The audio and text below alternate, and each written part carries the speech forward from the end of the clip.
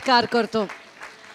असा आमचा प्रभू येशू आहे. जिथं कुठंही तो जातो तिथं चमत्कार घडायला पाहिजे. जिथं कोणाला तो भेटतो तिथं अवश्य बदल व्हायलाच पाहिजे. हालेलुया. आज मला माहीत नाही तुमच्याविषयी, मला एवढं जास्त काही ठाऊक नाही, पण माझ्याविषयी खात्री आहे. आज जसं आराधनेमध्ये पास्टर म्हणत होते की जिथं प्रभू तिथं जीवन आहे, आणि जिथं जीवन आहे ना ते वाहायला पाहिजे, ते दिसायला पाहिजे, ते प्रकट व्हायला पाहिजे. Hallelujah, hallelujah. असं आमचं प्रभू जीवन देतो प्रियानो. त्या जीवनामध्ये भरपुरी आहे, त्या जीवनामध्ये इतकी भरपुरी आहे तुम्ही कल्पना पण करणार नाही. फक्त त्याच्याशी आपल्याला बिलगून राहायचं आहे, त्याच्या समागमी आम्हाला राहायचं आहे, आणि त्याला धरून आम्हाला राहायचं आहे. पहा, इथं बसलेले प्रत्येकाच्या जीवनामध्ये अद्भुत गवाही असणार आहे. आमेन. भैया प्लीज बसून घ्या, इथं खुर्च्या रिकाम्या आहेत. आज प्रभू माझ्याशी बोलणार आहे. कोणीतरी आमेन म्हणेल का? आज प्रभू माझ्याशी बोलणार आहे. आज प्रभू आमच्या सगळ्यांशी बोलणार आहे. माझा विश्वास आहे जेव्हा प्रभू बोलतो तेव्हा खरंच काहीतरी घडायला लागतं प्रियांनो. आमेन, आमेन. मला असं गोंधळ करणारी मंडळी फार आवडते. का माहिती आहे का? त्याच्याने परमेश्वराचा गौरव होतो आणि तुमचा शेजारचा व्यक्ती झोपणार नाही आहे. पण त्यासाठी नाही आहे प्रियांनो. इम्पॉर्टंट त्या गोष्टीसाठी नाही आहे. इम्पॉर्टंट यासाठी आहे की आमच्या मुखामध्ये कबुली असली पाहिजे, आमच्या मुखामध्ये विश्वास असला पाहिजे, आमच्या कृतीमध्ये विश्वास असला पाहिजे. हालेलुया. जेवढा मोठा विश्वास तेवढा मोठा चमत्कार आहे. जेवढी मोठी विजयाची घोषणा आहे तेवढा तुमचा शत्रू तुमच्यापासून दूर पळून जाणार आहे. तुम्ही बायबल वाचायला लागाल ना, अनेक गोष्टी तुम्हाला प्रकट व्हायला लागतील, अनेक गोष्टी समजायला लागतील. आज पण आपण वचनामधून बघणार आहोत. वचन सांगतं, प्रभू वचन पाठवतो आणि आम्हाला बरं करतो. प्रभू वचन पाठवतो आणि आम्हाला आमचा बचाव करतो. प्रभू आमच्याकडे वचन पाठवतो आणि आम्हाला काहीतरी सूचना देतो. प्रभू आमच्याकडे वचन पाठवतो आणि म्हणतो की तू निराश आहे ना, बघ मी येतो तर तुला आशा देणार आहे. आणि आशा देणारे शब्द प्रभू आम्हाला आमच्याकडे पाठवते. आणि माझा विश्वास आहे की प्रभू आज तुमच्या माझ्यासाठी वचन पाठवलेलं आहे. आमेन. माझ्यासाठी सगळ्यात पहिला आहे, मग तुमच्यासाठी आहे. कारण मी आठवडाभर त्याच्यावर मनन करत आहे. काल रात्रीपर्यंत पास्टरना म्हणत होते, पास्टर मला आज वचन सांगण्यासाठी खूप कठीण जाते, कारण असली वचनं मी कधी बोलत नाही आहे. पण जर देवाने ते प्रकट केलेले तर माझी इच्छा आहे की ते आम्ही समजून घ्यावं. आमेन. हालेलुया.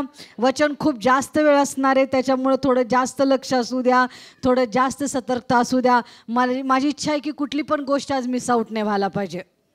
आमेन. थोडं स्मित हास्य देऊन आमेन म्हणा. जास्त वेळ म्हटलं की तुम्ही सगळे गांभीर्य झालं नाही प्रियानो. वचन शॉर्ट अँड स्वीट असणार आहे, पण माझा विश्वास आहे प्रभू कार्य करून जाणार आहे. आमेन. हालेलुया. आज उत्पत्तीच्या पुस्तकामधून आपण बघणार आहोत. उत्पत्तीमध्ये आम्हाला कळतं की परमेश्वराने सर्व काही निर्माण केलं. सर्व काही निर्माण केलं. परमेश्वराने सर्व काही निर्माण केलं. लक्षात घ्या, प्रभूने सर्व काही निर्माण केलं.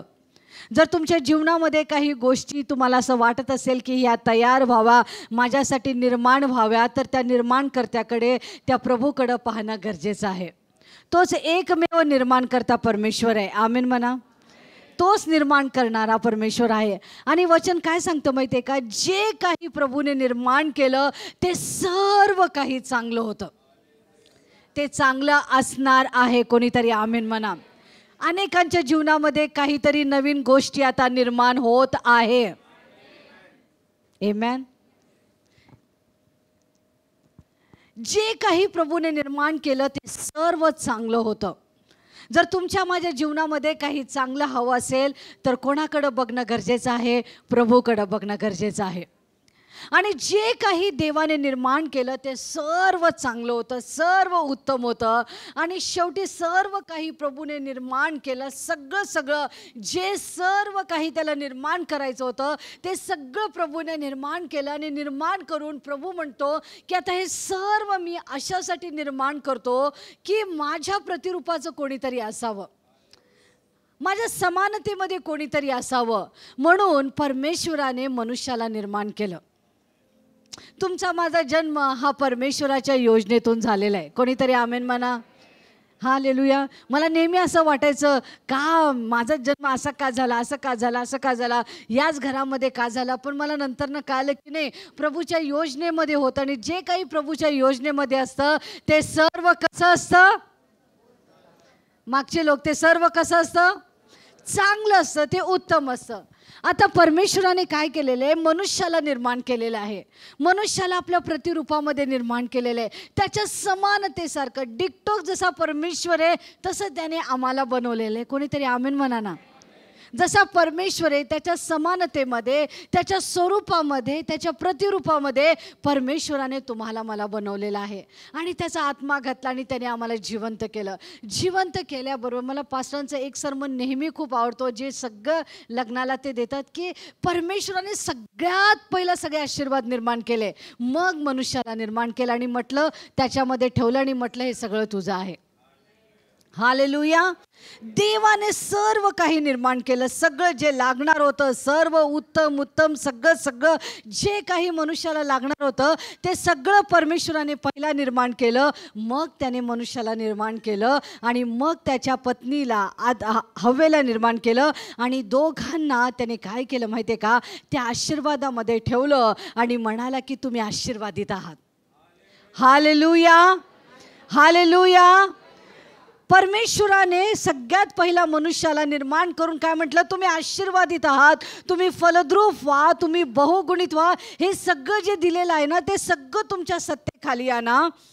परमेश्वराने त्यांना तो आशीर्वाद दिला, परमेश्वराने त्यांना ब्लेस केलं, परमेश्वराने त्यांना अधिकार दिला आणि म्हणाला हे सगळं तुमचं आहे.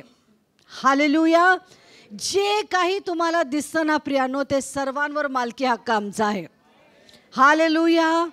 म्हणून जे जे आशीर्वाद पाहिजे ना त्याच्यासाठी लढत बसू नका, ते माझे म्हणून त्याच्याकडे हिसकावून घ्या.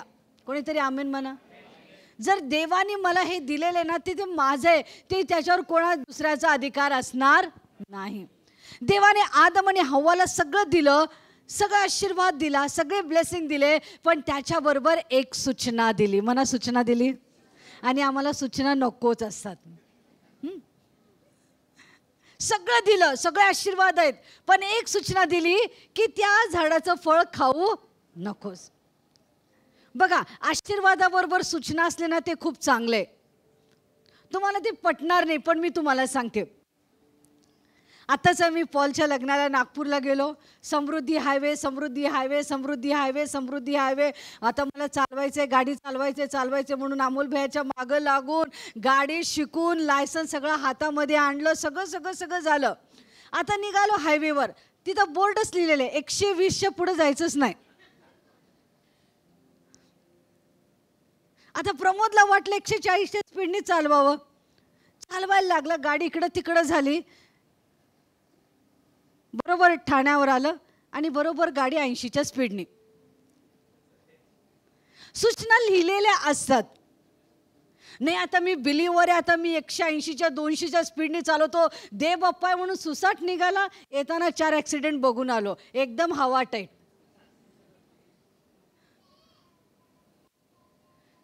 घरी गॅस सिलेंडर आणलेले सूचनाचं पुस्तक येतं. तुम्ही एक AC कूलर घ्या, त्याच्याबरोबर सूचनांचं पुस्तक असतं. नाही मी बिलीवर आहे, मी गॅस ऑन करते आणि फिरून येते, मग परत स्वयंपाक करते, चालतं का हो? नाही चालत. का तुम्ही बिलीवर आहे, व्हायला पाहिजे ना, सगळा गॅस गायब व्हायला पाहिजे? नाही होत. आशीर्वाद येतो, लवकर स्वयंपाक होतो सगळे, पण त्याच्याबरोबर सूचनाचं एक पुस्तक असतं, चांगलं असतं. कुठलं पण तुम्ही खरेदी करा, AC खरेदी करा, त्याच्यामध्ये एक पुस्तक येतं. कुकर खरेदी करा, त्याच्यामध्ये पुस्तक येतं. तुम्ही काय पण खरेदी करा, मोबाईल पण खरेदी करा, काय पण खरेदी करा, त्याच्याबरोबर एक सूचना येते. का सूचना येते? ते तुमच्या माझ्या चांगल्यासाठी असतं. हे विश्वासणारे म्हणून कसं पण कुठलं पण बटणं दाबवले चालत नाही. तसं आशीर्वाद आदम आणि हव्वाला मिळाले, पण त्याच्याबरोबर एकच सूचना मिळाली. किती चांगलं ना, एकच सूचना. सूचनाचं पुस्तक असलं असतं तर इतकं भांडण झालं असतं, पण आमचा देव इतका चांगला, फक्त एकच सूचना सांगितलं, झाडाचं फळ खाऊ नको. पण जे नको म्हटलं तेच आम्हाला करायचं असतं. पण आम्ही तसे विश्वासणारे नाहीत. कोणीतरी आमेन म्हणा. आमचा प्रभू जर नाही म्हटलं ना तिथंच थांबायचं, जास्त आपलं डोकं लावायचं नाहीये. आणि देवाने सांगितलं सगळं तुम्ही खा, हे सगळं तुमचं आहे, हे सगळं तुमच्यासाठी मी दिलेलं आहे. पण माझी इच्छा आहे, माझ्याकडनं एक सूचना आहे की ते सूचना ही आहे, ती आज्ञा ही आहे की या झाडाचं फळ खाऊ नका. सिंपल होतं, सिंपल होतं. त्या झाडाचं फळ खाऊ नका. मग पहिला अध्याय जातो, दुसरा अध्याय जातो आणि तिसऱ्या अध्यायामध्ये आम्हाला कळतं की त्या सगळ्या आशीर्वादामध्ये सगळं चांगलं चाललेलं असताना अचानक काय झालं की पाळक साहेब, आमच्या घरात असं काहीतरी झालं बघा. हो, आमच्या घरात असलं मोठं भांडण झालं, तसलं काहीच नसते. सगळं चांगलं होतं पास्टर, आमचा मुलगा ऐकत होता, अचानक काय झालं? अचानक काही घडत नसतं. मी याच्या अगोदर संदेश दिला की त्या बागेमध्ये सगळं चांगलं होतं, पण सर्प आला, रोज हवाशी बोलत असेल, त्यांची मैत्री झाली असेल आणि एक दिवस सापाने बोलला, अगं तुला माहिती आहे का हवा, त्या झाडाचं फळ खाल्लं की तू मरणार नाही. ए नाही रे, तसं नाही सापा, तुला चुकीचं माहिती आहे, मी तुला करेक्ट माहिती देते. विश्वासणारे फार साधे भोळे असतात, सरळ सगळं सांगून टाकतात. आमच्या ब्लेसिंग्समध्ये, आमच्या कुटुंबामध्ये, आमच्या वैयक्तिक जीवनामध्ये कोण थर्ड पर्सन येतं? प्लीज सतर्क रहा. Crime petrol. आणि वचन काय सांगतं माहिती का? साप चतुर होता, पण त्याच्यापेक्षा जास्त चतुर आम्ही असलं पाहिजे प्रियांनो. हालेलुया. आणि वचन सांगतं तो सर्प आला, त्याने त्याला भुरळ टाकली, हवेला भुरळ टाकली आणि मग त्यांचं ते कॉन्व्हर्सेशन झालं. कॉन्व्हर्सेशन झाल्यावर हवेने बिचारी फळ खाल्ली आणि आपल्या पतीला पण दिली. क्राइम करेंगे तो साथ करेंगे, गुन्हा करेंगे तो साथ करेंगे. तुम्ही असताना बघत असाल ना क्राईम पेट्रोल, काय झालं की एकाच्या दोन साथी असतात, मग काहीतरी करत. तसं तिने खाल्लं, कदाचित तिथे इंटेन्शन वेगळं असेल, तिने ते फळ घेतलं आणि तिने ते आदामाला दिलं.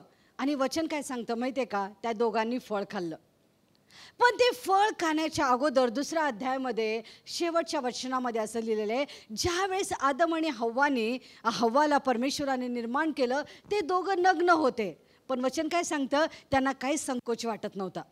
ते नग्न होते, कपडे वगैरे काय नव्हते, पण ते दोघं असताना त्यांना बिलकुल संकोच वाटायचा नाही, त्यांना लज्जा वाटायची नाही, ते नग्न होते. पण तिसऱ्या अध्यायामध्ये ज्या वेळेस त्यांनी फळ खाल्लं, वचन काय सांगतं माहिती आहे का? त्यांचे डोळे उघडले आणि त्यांना कळालं की ते नग्न आहेत. आणि नग्न आहे म्हटले की घाबरले, अरे बापरे नग्न आहे, लगेच ते जाऊन झाडाच्या मागं लपले. पहिल्या नग्नतेमध्ये आणि दुसऱ्या नग्नतेमध्ये फरक काय? पहिला पण नग्न होते, पण त्यांना लज्जा वाटत नव्हती, संकोच वाटत नव्हता. पण आता फळ खाल्लं, डोळे उघडले, मग त्यांना कळलं, अरे बापरे आपण नग्न आहे. मग दोघं जाऊन लपले. पहिल्या नग्नतेमध्ये आणि दुसऱ्या नग्नतेमध्ये फरक हा आहे प्रियानो, पहिल्यांदा पण नग्नता होती, तिथं लज्जा नव्हती, कारण तिथं देवाची उपस्थिती होती. हालेलुया. नग्नता काय दर्शवते प्रियानो? नग्नता कमजोरी दर्शवते. आम्हा प्रत्येकांमध्ये वीकनेसेस आहे, माझ्यापासून सगळ्यांपर्यंत वीकनेसेस आहे, कमजोरी आहे, कोणी पण परफेक्ट नाही आहे. आम्ही रिसेंटली एका मॅरिड कपलला आम्ही काउन्सलिंग करत होतो आणि म्हटलं की आमच्यामध्ये पण कमतरता आहे. 22 वर्ष खूप मोठा प्रवास आहे. 22 वर्षामध्ये माझी नग्नता त्यांना दिसलेली आहे, त्यांची नग्नता मला दिसलेली आहे, माझ्या कमजोरी त्यांना दिसलेले, त्यांच्या कमजोरी मला दिसलेल्या आहेत. पण सुंदरता काय माहिती आहे का? त्या नग्नतेला, त्या कमजोरीला, त्या वीकनेसला प्रभूच्या प्रेझेन्समध्ये आम्ही कव्हर केलं ना, मग पहिल्या दिवशी जे तुमचं प्रेम असेल ना, शेवटपर्यंत तेच प्रेम असेल. हालेलुया. काही लोक 1 वर्ष झाले की नुसतं भांडण करतात, दुसऱ्या वर्षी डिवोर्स होतं. का? आवडत नाही. का? पहिल्या वेळेस येशू दिसला, 1 वर्षानंतर सैतान दिसला त्याच व्यक्तीमध्ये. असं थोडी होतं. तुमच्या दोघांसाठी पण आहे.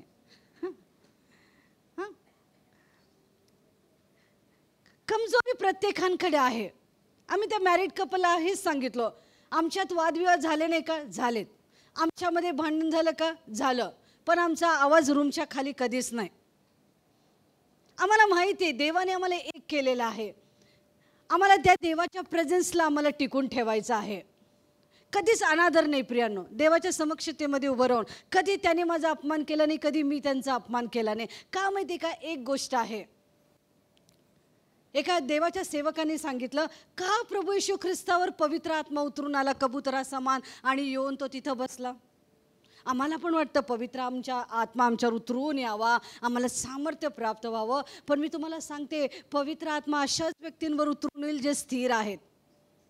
तुम्ही काय तर तडपड करायला लागलात, काहीतरी अस्थिर आहेत, डिसिजन चुकीचे आहेत, कसं पण वेडं वाकडं वागायला लागलात, कसं पण बोलायला लागलात, काय पण बघायला लागलात, आणि तुमची इच्छा आहे की देवाने तुम्हाला भरावं करावं, अजिबात होणार नाही.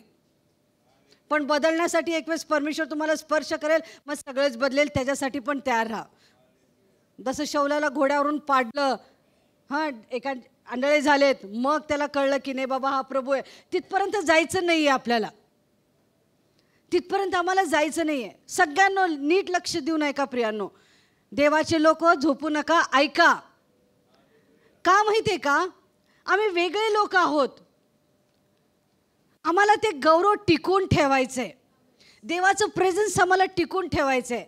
आमच्या कुटुंबामध्ये ते टिकून ठेवायचं आहे, वैयक्तिक जीवनामध्ये टिकून ठेवायचं आहे, परिवारामध्ये टिकून ठेवायचं आहे, कलिसियामध्ये आम्हाला ते प्रेझेन्सला टिकून ठेवायचं आहे. ज्या वेळेस ते प्रेझेन्स निघून जाईल ना, मग आम्ही अरे काय ते बघ, त्या आला बघ, अबे ती बघ आली बघ, अबघ तो आला बघ.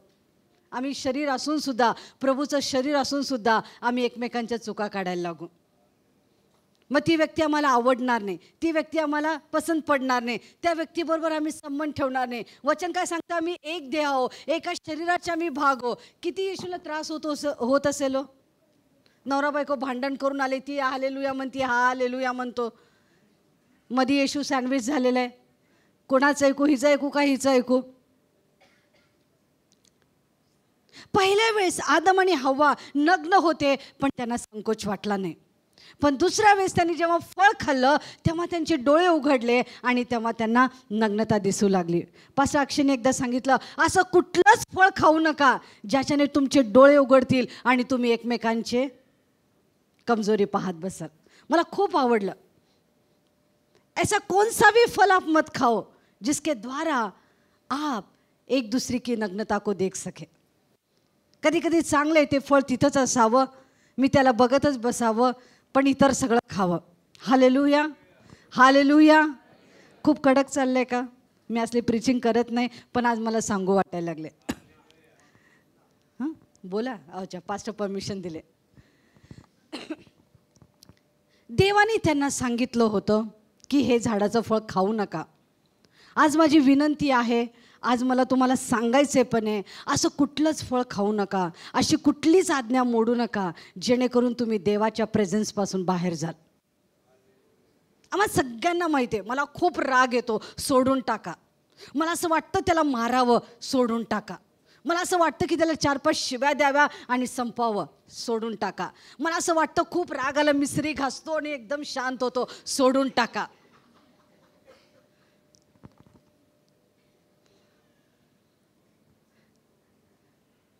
मला खूप राग आला, मी जातो, बाटली घेतो, टॉनिक पितो, येतो, शांत झोपतो.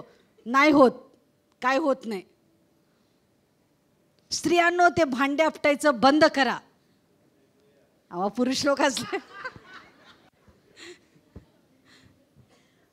अशी कुठलीच गोष्ट करू नका प्रियानो, जेणेकरून तुम्ही त्या उपस्थितीतून बाहेर याल.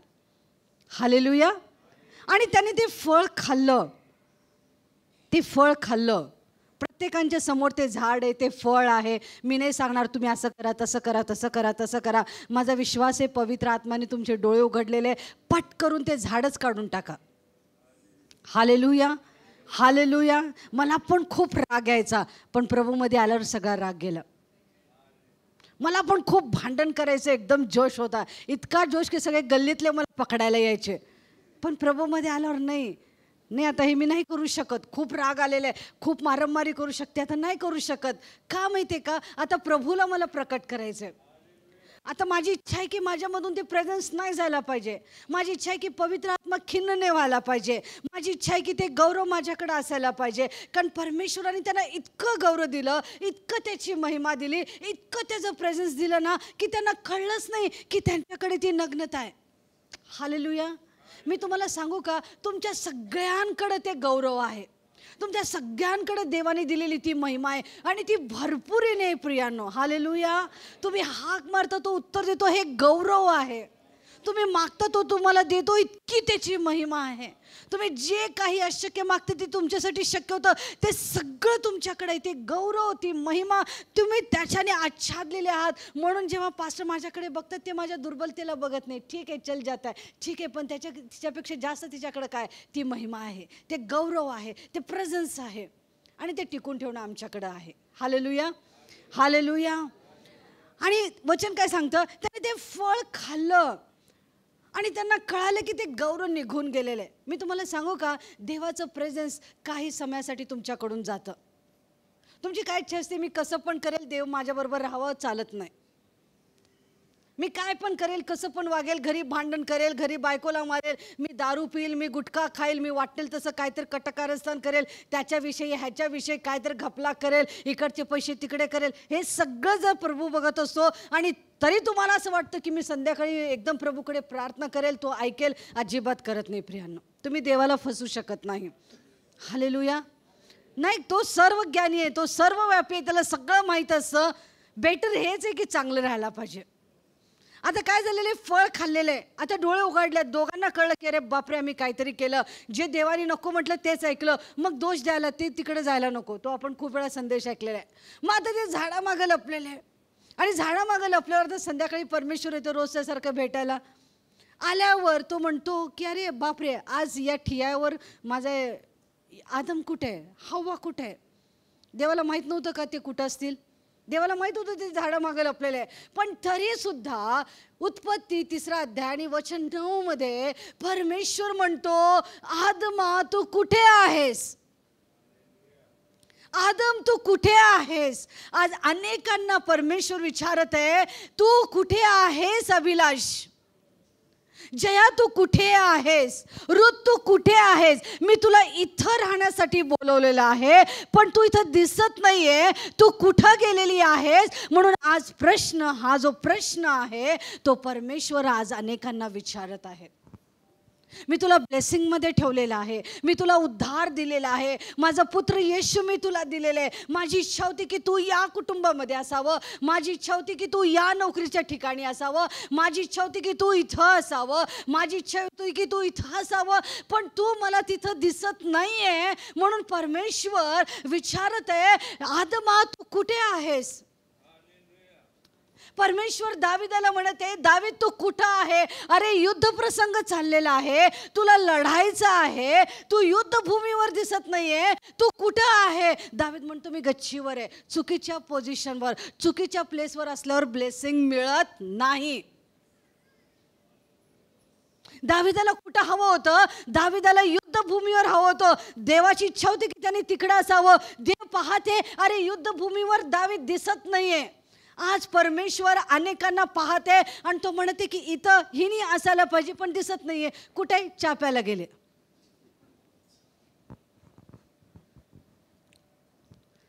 आज का नाही आली, देव पाहते, नाही पाणी आलं. पाण्याच्या विरोधामध्ये मी नाहीये, पण पाण्यापेक्षा देव महत्वाचा आहे. तुम्ही विश्वास ठेवा, तुम्ही जेव्हा घरी जाल तेव्हाच पाणी येईल. पण आमचा विश्वास नाही आहे म्हणून सकाळी 6 वाजल्यापासून बसतो आपण. पाणी येतं 12ला, का नाही आलं, पाणी येणार होतं. अहो तुमचा विश्वास नाही आहे. तुम्ही मागा ते तुम्हाला परमेश्वर देईल. आमेन म्हणा. देव म्हणतो, दावीद तू कुठं आहेस, कुठे आहेस तू. नाही मी गच्चीवर आहे. देव गिदोनाला निवडतो. देव गिदोनाला म्हणतो, गिदोना मी तुला निवडलेलं आहे. कशासाठी माहिती आहे का, ते मिद्यानी लोक खूप त्रास देते, मी तुला राजा म्हणून निवडलेलं आहे. आणि तो बोलतो आणि गिदोनच गायब, कुठे लपून बसलेलं आहे. देव तिथं म्हणतो, अरे तुला इथं असायला पाहिजे, आणि तो लपून बसलेला आहे. नवमी रुतच्या पुस्तकामध्ये तिला बेथलेहेममध्ये पाहिजे होतं. बेथलेहेमची ती होती, देवाच्या घरातली ती होती. थोडा दुष्काळ पडला, सगळं बोरा बिस्तर उचलली, मोआब देशात गेली. देव म्हणतोय बेथलेहेममध्ये बघून, नवमी तू इथं हवी होतीस, तू कुठे आहेस. देवा मी मोआब देशात गेले. आशीर्वाद मिळतील का हो. तिला सगळं गमवावं लागलं, सगळं गमवावं लागलं. पती, मुलं, आणि मग तिला परत बेथलेहममध्ये यावं लागलं. का माहिती आहे का? जिथं देवाने तुम्हाला ठेवलेलं आहे तिथं तुम्ही स्थिर राहा प्रियांनो. हालेलुया. देवाने आदम आणि हव्वाला झाडामागं लपण्यासाठी बोलवलेलं नव्हतं, फेलोशिपसाठी बोलवलं होतं, सहभागिता करण्यासाठी बोलवलं होतं. तुम्हाला आणि मला त्याच करण्यासाठी बोलवलेलं आहे. उगा कामाचं कारण सांगून लपून बसू नका. देव म्हणतो कुठे आज आला का नाहीये, कुठे काय आज आला का नाहीये. नाही, बेथलेहममध्ये पाहिजे होती नवमी, कुठे आता मोआब देशामध्ये आहे. 12 शिष्य येशूच्या बरोबर होते. पुनरुत्थान होणार येशूने सांगितलं, पुनरुत्थान झालं, सगळे गायब. येशू म्हणतोय तुम्ही कुठं आहात? नाही, मी परत मासे मारायला गेलो. आज अनेकांना प्रभू हा प्रश्न विचारत आहे, तू कुठे आहेस? इथं बसलेल्या प्रत्येकाचं पाचारण वेगळं आहे प्रियांनो. तुम्ही युनिक आहात, तुम्ही बोलावले गेलेले आहात, तुमच्यावर देवाचा अभिषेक आहे, देवाने तुम्हाला निवडलेलं आहे, देव एका वेगळ्या पर्पजसाठी तुम्हाला बोलवलेले. पण पहा तुमचं आणि माझं जीवन की आज आम्ही कुठं आहोत. जेव्हा देव हाक मारेल तुम्ही म्हणाल का होय प्रभू मी इथं आहे? अब्राहमाला देवाने हाक मारली, तुरंत म्हटलं येस लॉर्ड, तू कुठे आहे? मी इथे. अब्राहमा कुठे? येस मी इथे. शम्युएल कुठे? येस मी इथे लॉर्ड.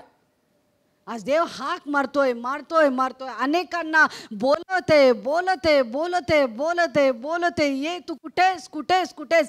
काही जण झाडाच्या मागं लपलेत, काही जण नोकरीच्या मागं लपलेले आहेत, काही जण बिझनेसच्या मागं लपलेले आहेत, काही जण लेकराच्या बाबतीत जपलेले आहेत. मी रिअली अप्रिशिएट करते ग्रेसला, किती लहान लेकराला घेऊन ती सगळ्यात पहिल्या चर्चला येते. अशा अनेक पेरेंट्स आम्ही बघितलेले, लेकराच्या अगोदर रडून रडून देवा दे दे दे दे दे दे, दिल्यावर गायबच. लेकरू पण गायब, ते पण गायब. आणि त्यावेळेस नवऱ्याचं प्रेम इतकं आहे त्यांना, बायको गेली की बायकोच्या मागं मागं मागं मागं. हे इथलं नाही, बाहेरचं सांगायला लागले. कुठेस? आठवड्यातले 3 तास आम्ही देवाला देऊ शकत नाही. आम्हाला प्रभुभोजन खाल्लं की आम्हाला चहाची तलप येते.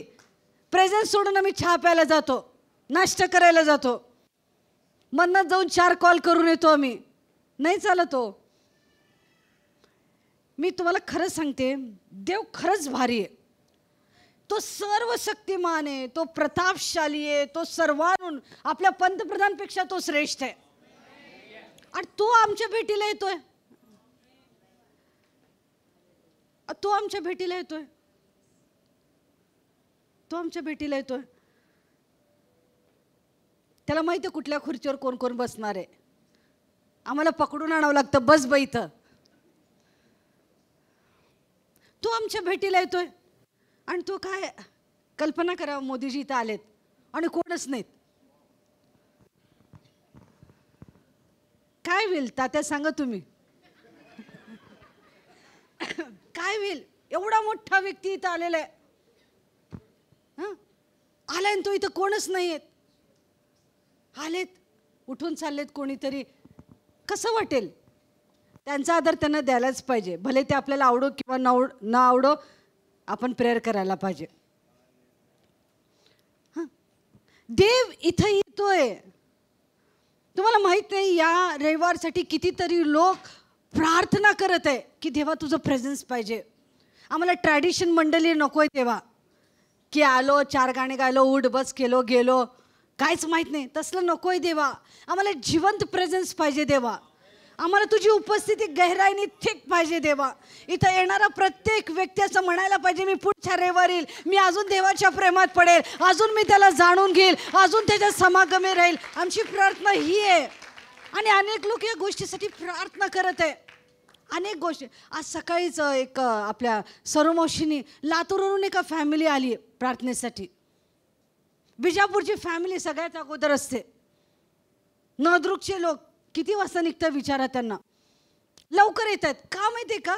ते प्रेमात पडलेले आहेत येशूच्या. कुठं पण बोलवा ते येतील. आता ते पुढचं बोलत नाही मी. देव म्हणतोय तू कुठेस? कुठेस? आज काही लोक चुकीच्या ठिकाणी दिसत आहे येशूला. काही तरुण चुकीच्या हिजामध्ये आहेत, काही जण दारूच्या अड्ड्यावर आहेत. येशूने द्राक्षरस घ्यायला ते उलटच घेऊन वेगळंच द्राक्षरस प्यायला लागलेत. नाही खरे पास्टर, खरे. एक ब्रदर आहेत, भेटले होते हातभट्टीच्या दुकानाच्या इकडं बाहेरच, घाबरले ते. ते म्हटले नाही, वचन सांगतं ना, तुझ्या पोटात दुखत असेल की थोडं थोडं द्राक्षरस घ्या.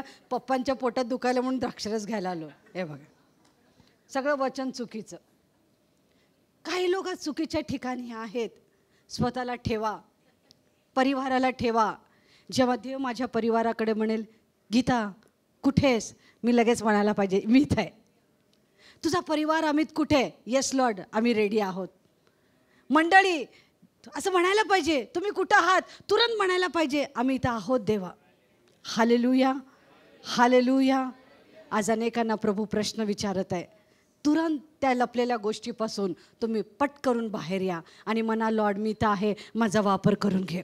हालेलुया. देवा मी इथं आहे प्रभू, माझा वापर करून घे. होय देवा मी चुकलेली आहे, तरी देवा मी तुझ्या समोर येते, माझा वापर कर देवा. मला तुझ्या प्रेझेन्सपासून मला जायचं नाही आहे. Hallelujah, hallelujah.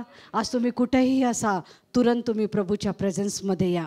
पहा, प्रभू पुन्हा तुमचं आणि आपलं नातं रिस्टोर करायला तयार आहेत. हालेलुया.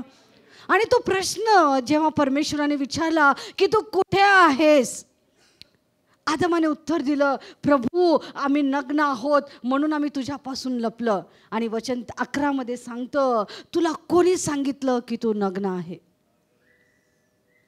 परमेश्वराला ते महत्वाचं होतं की तुला कोण सांगितलं. आणि नंतर ना त्याचा उत्तरार्ध हा आहे की ते तू झाडाचं फळ खाल्ली का.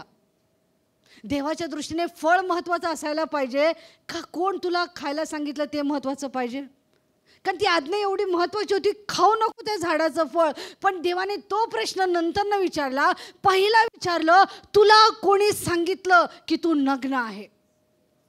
आज अनेकांना कोणीतरी काहीतरी सांगत आहे आणि त्यांनी त्याच गोष्टीला पकडून बसलेले आहेत आणि त्यांनी तसंच झालेले आहेत.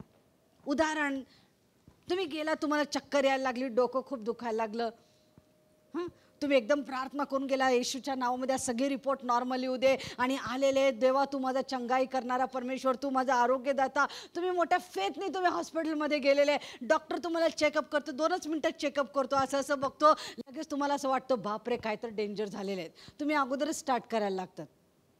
मग डॉक्टर म्हणतो नाही तुम्हाला हाय BP झालेलं आहे, नाही तुमच्या हार्टमध्ये गाठ आलेली आहे. आम्ही गेलो तो प्रमोद ब्रदरच्या इकडं, कसलं डेंजर ECG, ढाप ढाप ढाप ढाप ढाप ढाप संपलं. एवढं मोठं तुमच्यात ब्लॉक आहे. लगेच आम्ही विश्वास ठेवतो. हो की नाही? हो की नाही? हो की नाही? मग लगेच एक खूप चांगलं एक फॅमिली आमच्या ओळखीची होती प्रियांनो. ते व्यक्ती बँकेमध्ये विश्वासणारी नव्हती, पण खूप जबरदस्त फायटर होती. म्हणजे एकदम फेथ त्यांचा चांगला होता, म्हणजे लढणारी व्यक्ती होती. आणि त्यांचं असं डिसीज होतं की त्यांचं हृदयानं साईज वाढत जायचं, असं वाढत जायचं, असं इतकं मोठं व्हायचं ना, फुटबॉलसारखं व्हायचं. तर त्याचे 2 मेजर ऑपरेशन झाले. पण तो व्यक्ती नेहमी म्हणायचा मी बाहेर येणार, मी बाहेर येणार, मी बाहेर येणार. म्हणून 2 त्यांचे अशक्य ऑपरेशन एकदम पॉसिबल झाले, सक्सेसफुल झालं. मग तिसऱ्या वेळेस पण तसंच झालं, खूप मोठं हृदयाचं हे झालं आणि त्यांना अश्विनीमध्ये ॲडमिट केले. एकदम तो म्हटला काय काळजी करू नको, मी जाऊ, बायकोला मुलीला म्हटला मी जातो येतो, काय काळजी करू नको, हे एकदम चुटकुलं आहे, लगेच संपेल म्हणून म्हटलं. आले डॉक्टर तपासायला लागले, डॉक्टर इकडे फॅमिली इकडे, हा एकदम मस्त, मी यातून बाहेर येणार, मी यातून बाहेर येणार, मी यातून बाहेर येणार. आणि ते आपले एकदम एक्सपर्ट हार्ट स्पेशल, त्याचं नाव नाही सांगत, नाही तर तुम्ही तिकडे जाणार नाही, त्याने सांगितलं. आणि असं सहज बोलता बोलता म्हटले नाही हा व्यक्ती वाचणार नाही, असं बोलले, हा व्यक्ती वाचणार नाही, कारण असं असं कंडिशन आहे. सगळं त्याचा विश्वास गेला, सगळं त्याची लढण्याची जिद्द गेली. आणि जे डॉक्टर बोलला ना प्रियांनो वाचणार नाही, तेच पकडलं त्याने, खरं सांगते. आणि 8 दिवसात व्यक्ती होता नव्हता गेला. मग ती मुलगी म्हणायची पप्पा तुम्ही असं का करायला लागलात, पप्पा पहिलं तर तुम्ही किती पॉझिटिव्ह होता, किती चांगलं तुम्ही फाईट करणार होते, आता काय नाही. पप्पा शेवटपर्यंत एकच बोलले, डॉक्टर म्हणाले मी वाचणार नाही, डॉक्टर म्हणाले मी वाचणार नाही, डॉक्टर म्हणाले मी वाचणार नाही, डॉक्टर म्हणाले मी वाचणार नाही, तेच पकडलं, संपलं. म्हणून देव परमेश्वर म्हणतो तुला कोणी सांगितलं पहिला ते मला सांग. डॉक्टरांनी सांगितलं का? म्हणून विश्वासणारे असून सुद्धा आम्ही घाबरून जातो. कोण तुला सांगितलं की तू नापास होणार आहे? कोण सांगितलं की तुझा बिझनेस वाढणार नाही? कोण तुला सांगितलं की तुझं चांगलं होणार नाही? सांगा तरी मला. प्रभू आज प्रश्न विचारत आहे. आज अनेक जण पुढे जाऊ शकत नाही. कोणतरी काय तर बोललेलं असते तेच पकडून बसायचं. मला नाही पास्टर, मला होतच नाही, होतच नाही, होतच नाही, हवा भरतोय भरतोय, होतच नाही, होतच नाही. कोण सांगितलं? नाही, त्यांनी असं सांगितलं. जे सांगतात चांगलं तू करू शकतो त्याच्याकडे नाही बघायचं.